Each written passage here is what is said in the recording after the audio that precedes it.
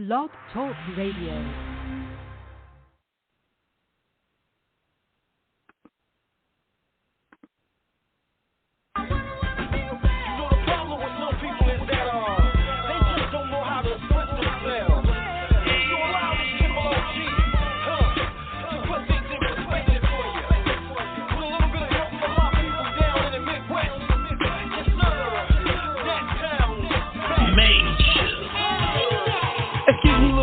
But I like to get to know you better. See, you kinda busy, so I guess I'll send a letter. If the letter don't work, then I guess I'll approach it. If you can't socialize, I guess I'll coach you. Cause Jimin is far from the average knucklehead. I don't wanna spend most of my time in bed, but in case I have to get hard, I get hard like lead. And the proof is in the pudding, that's what my mom said. Baby, I stayed away too long.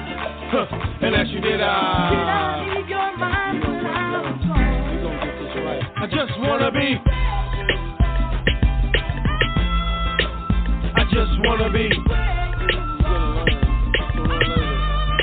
Girl, I just wanna be. G-Man ain't no plaything. I just wanna be.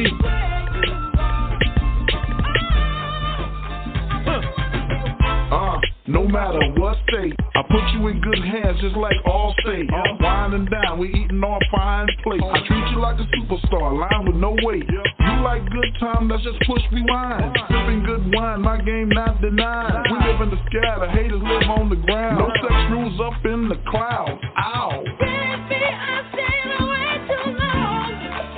And as you did, Did I leave your mind when I was gone? I just wanna be. I just wanna be. Girl, I just wanna be. I just wanna be.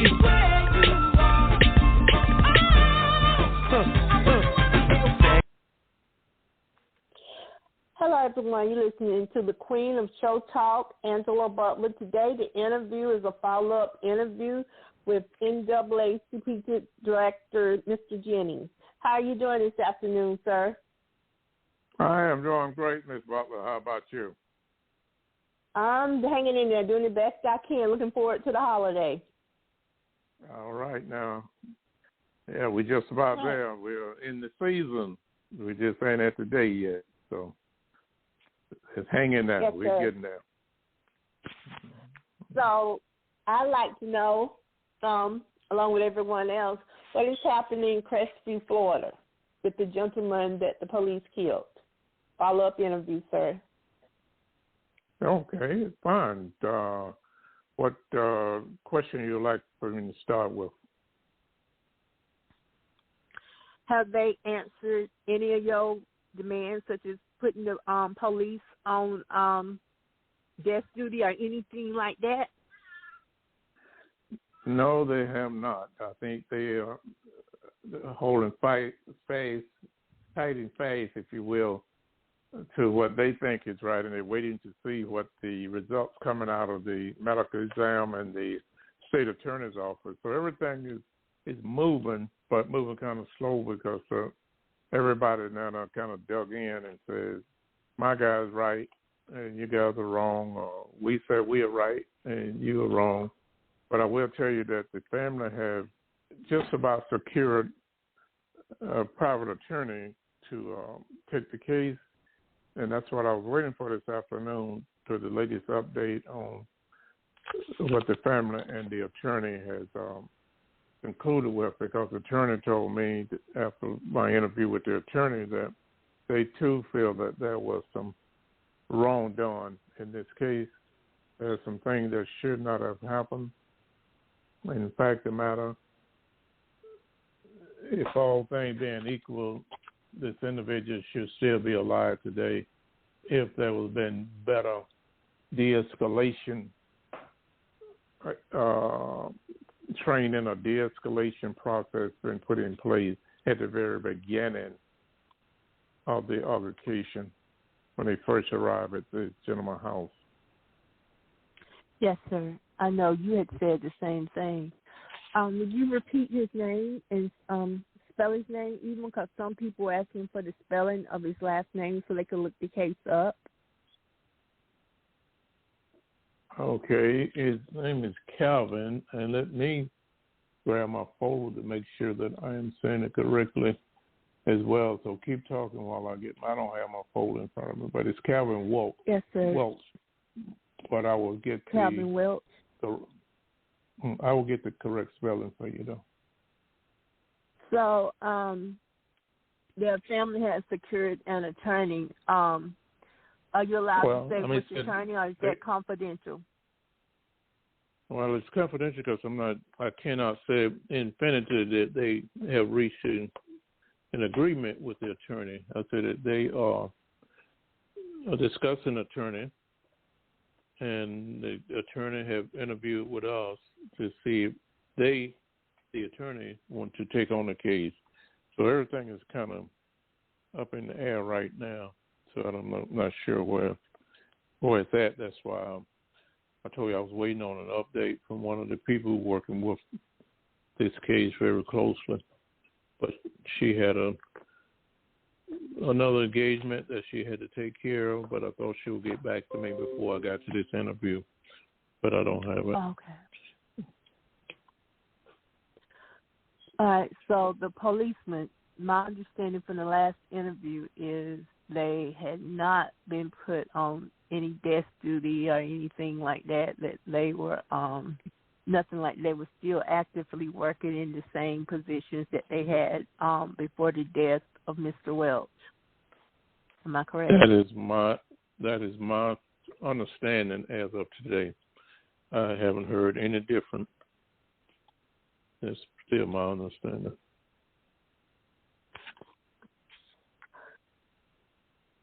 Still so my understanding. Mr. Wilks died in a wellness check by the police. For those of you who did not hear the last interview, when I interviewed the director of the NAACP, Mr. Jennings, who's on the phone now, could you go back in a little detail as to how this started and how he ended up dead? Yeah. For those who didn't hear the last interview? Well, to kind of bring us up to date, to where we are today, I have his name, but I'll give that to you in a minute. Don't let me forget. Well, let me just do that right now. The gentleman's name is Mr. Calvin. Calvin. Last name is Wilks. Wilks. Okay. And this incident happened on the morning of October the 14th, 2021, at approximately 2:21 a.m. in Crestview, Florida, by the Crestview police officer. So just to bring us right back to where we was at that particular day and time, there was a call to 911 from one of the neighbors' house, one of the neighbors' apartment, saying that they had heard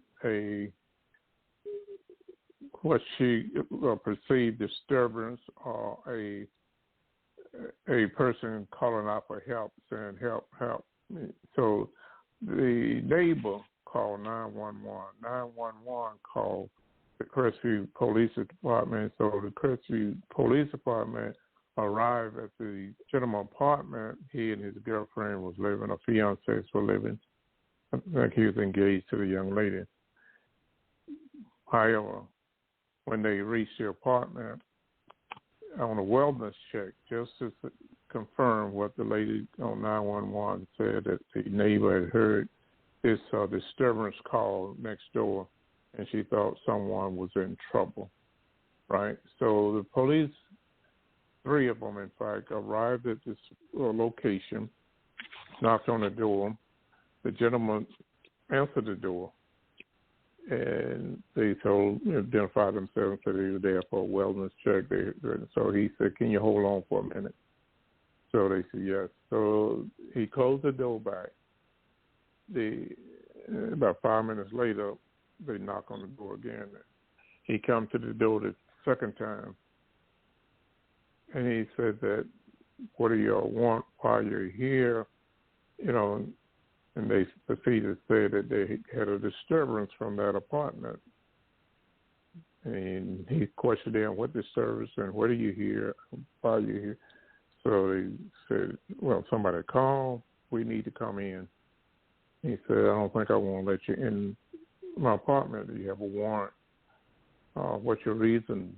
They start going through that exchange. We need to come inside. So the gentleman had opened the door, and the cop was standing there looking at the guy. So now, and the cop had his foot in the door. In fact, we nicknamed the cop Officer Foot because we can't remember his name. But he had his foot stuck in the door, so that he couldn't close the door back. So the guy said, will you move your foot? So I'm closing my door. I'm not giving you permission to come in my apartment. So the officer kept talking to him and said, yeah, we're going to come in your apartment. Yes, we're going to do it, well, and you better not, if this attitude, slam that door on my foot again. So the gentleman started getting a little agitated. Long story short, the cops got agitated. And so in his agitation on the outside, the gentleman agitation on the inside, the cop used his body weight, forced himself into the apartment, knocked the individual up against the wall, knocked down on the sofa, and they rushed into the apartment, seized the individual, and started a tussle on the floor. Okay? And in doing the tussle, the body cam came off, so we couldn't see exactly what was happening by the body cam, but it was shining up toward the ceiling. But the contingency on my part is that I'm not a cop and not an investigator. Let's make that clear. But with the individual foot in the door, and he was there strictly on a wellness check, he had a perfect opportunity to de-escalate the situation because he looking at the individual. The individual did not have a weapon, so he's not a direct threat to the officer. The individual could not be doing mischief or doing some crazy stuff back in the back room because he's standing there looking at the cop. The cop looking at him. Had he let go of the door and try to go, escape out the back or whatever, the cop would have been there and seized him. Then to me, they would have more justification to take more aggressive action. But while they were standing there talking to him, they could have kept talking to him, explain to him why he was there, explain why they need to come in, asking some questions to calm the person on the other side of the door. But they didn't do that. They didn't take that opportunity without rushing in, slamming to the floor. I don't know which came first, the handcuff or the taser, because the camera went black on us. But threw him on the floor. We wanted to handcuff and shackles, handcuff behind his back, shackle his feet, and tased him 4 or 5 times.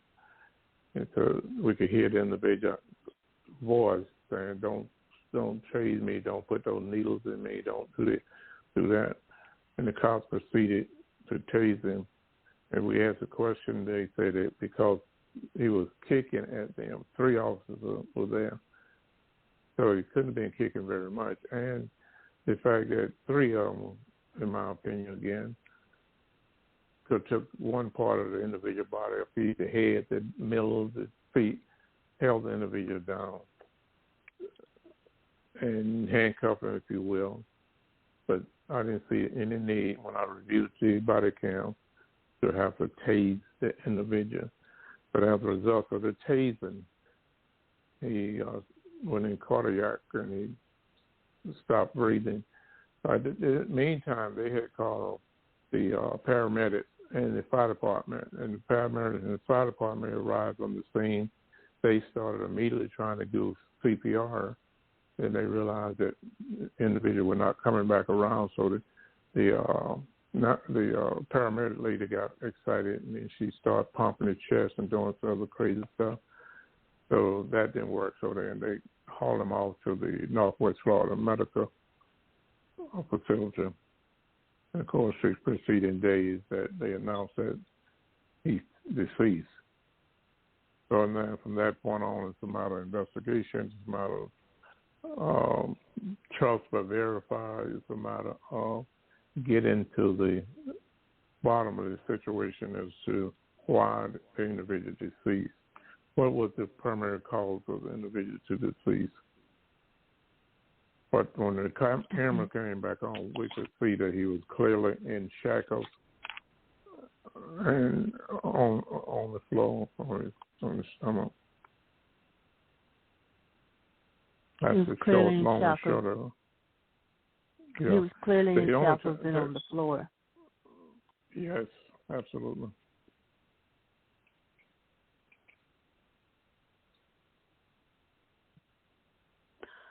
All right. So the NAACP is we call for immediate expedite answers in the death of this gentleman. And of course, we're in solidarity with the family. We're working with the family, and we've been working with the family. We will continue to work with the family and to try to get some resolve to this issue. Hopefully that the attorney in reference will be able to take the case and look into this matter even further. It has the NAACP talked to the attorney, or is this one the family has talked to on their own? Well, the NAACP, the NAACP, I will tell you that legal has been advised. We have to advise our legal side when something like this happens or when we get this much involved. So they all is aware of the situation. We have sent a document to them. And so everything is just working through the system. We have talked to the state attorney on 2 different occasions about the results of the medical exam and the toxicology. So they promised us that they don't know why everything is on a hold. This is state attorney. But as soon as they get some answer, they will let us know, us being the NAACP. And, of course, we will let the family know. They have to let the family know. So the only information, to my knowledge, they received is the information from the hospital, what happened at the hospital, medical reports. So right now, we sort of a whole pattern with a couple of things. One, solidifying the attorney to take the lead on this case. We will continue to be there for him, to help him in the way we can. Number 2, to get all of the investigative reports back and see where that leads us. And number 3, what action will the state attorney take? Will they proceed to process the case or not? All right, so the family secured attorney, it's a slow process. I can understand that the process is slow. I know there's going to be an empty seat at the mother's, at the mother and father's and family's dinner table this year, and I'm sorry about that. I can't imagine how they must be feeling. And, I just hope that the family is able to get through this and that they hopefully can get justice. Yeah, absolutely.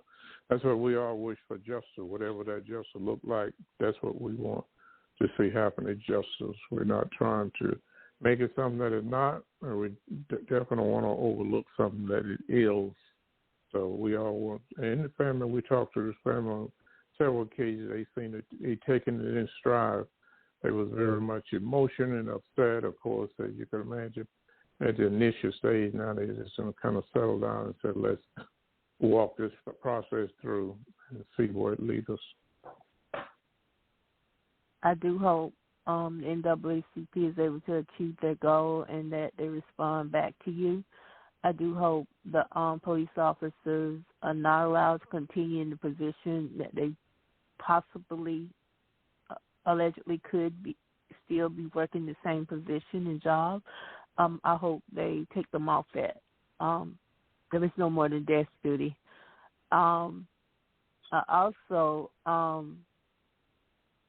hope the investigation finds, that hopefully that they were in the wrong, allegedly in the wrong, and that the family, like I said before, gets justice. Yeah. I know Absolutely. many will never bring their loved one back, but I can't imagine how they feel. But I know it must be a painful thing to have a family member murdered. You're absolutely right. And this individual, this is a father, a brother, a son. I think he has 4 kids. And, this is a terrible situation. Those older kids lost their father. The fiancée lost her husband. The mother lost her son. It just, in this one incident, there was a lot of loss took place in this case. The greatest loss, of course, was individual life, but there's a lot of grieving going on. And the sister lost a brother, so there's a lot going on. It must be a hurting thing. I have brothers, so I know it must be a very hurting thing. They even have a grandson. Mm-hmm. So I can only imagine how I would feel if it was one of my brothers. So, is there anything else you'd like to add, Director Jennings? Director Lewis Jennings? How you doing? Yeah, I just wish the things that you do that, and we waiting with baby breath for all things will come out in the wash, and justice will be served, and the family can move forward with their life in spite of without this person I just told you, Kevin Wolf, who was all of those things we just talked about. So we all he was 40 years old, Mr. Calvin Wilks Jr., and he was tased officers. I know the family would like to know, I know he died in the hospital, so it's a horrible thing. So is there anything else you'd like to talk about? No, nothing else I could say at this time because it's all on the investigation. So, we're limited to what we can say openly. And I said that because there's some other thing going on and some other information out there that I'm not at liberty to talk about. But we'll see how it all unfolds. Okay. Well, I'm sorry that the children have lost a father. I don't know if he has any sons, but I know it's very hard for children to get along in this world without a father. So, especially in this day and age, it's very hard. And I pray they turn out well, too. Absolutely, Andrew. Thank you for following up and keeping the public involved. And I'm sure your listeners. Yes, sir. And I'll send you a link to the show. Okay, do that. Yes, ma'am. Is there anything else you'd like to say? No, that's it. Other than Merry Christmas to you and your listeners, friends. Enjoy the season. Just remember the reason for the season. And that is our Lord in Christ, who died for us all. But he rose again, thank God. That great morning. So I'm sure that he will see the family through this as well. Yes, sir. And with that, I will say good evening, my friend. We will talk to you good again evening. later. Good evening, sir. Mr. Jennings, you're welcome to come back on at any time, sir. Thank you. Appreciate it. And I will be sending you a copy of the show. You have a blessed holiday. Yeah, thank you. You too. See you. Yes, sir.